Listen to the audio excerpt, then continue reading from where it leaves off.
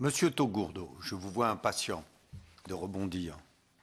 Oui, merci, Monsieur le Président. Non, c'est en fait sur cette notion de subvention aux entreprises ou d'aide remboursable. Bon, un prêt, le prêt, on est d'accord, c'est un prêt, on rembourse. Prêt d'honneur, on rembourse. Donc, prêt d'honneur sur honneur, on certifie qu'on va tout faire pour rembourser. Point.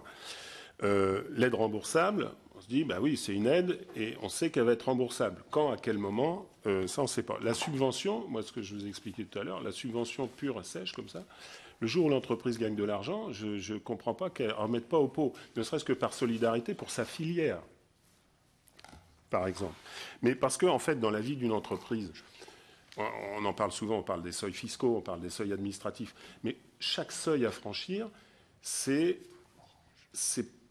on s'en rend pas forcément compte parce qu'on est dedans, mais c'est parfois aussi compliqué que la création d'une entreprise. C'est-à-dire que les conséquences derrière sont assez fortes, assez douloureuses.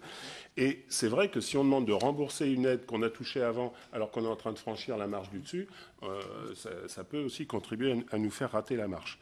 Et c'est là où je me dis que, de toute façon, cette crise qu'on connaît depuis 2009 doit nous donner une occasion historique de revisiter à la fois la fiscalité de l'entreprise, et puis qu'est-ce que c'est qu'une entreprise? Est-ce que c'est un outil de patrimoine familial à terme, ou est-ce que c'est un outil de travail? Parce qu'après tout, une entreprise qui percevrait des aides publiques et qui réinvestirait tout le temps ses résultats avec des salaires parfaitement raisonnables de tous les agents, y compris de la direction et du patron de l'entreprise.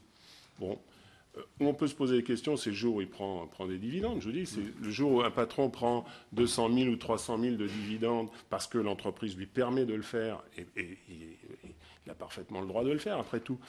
Mais s'il a touché 50 000 un jour de subvention ou d'aide, peut-être qu'il faut qu'il se souvienne et peut-être à remettre au pot pour justement, à la fois, même peut-être son entreprise qu'en aura besoin dans 10 ans, le jour où elle aura un autre seuil à franchir, ou parce qu'il y en a d'autres qui doivent créer aussi, et l'activité appelle l'activité. Donc, et je pense que finalement, peut-être, sans doute, l'État s'y retrouverait, au bout du compte.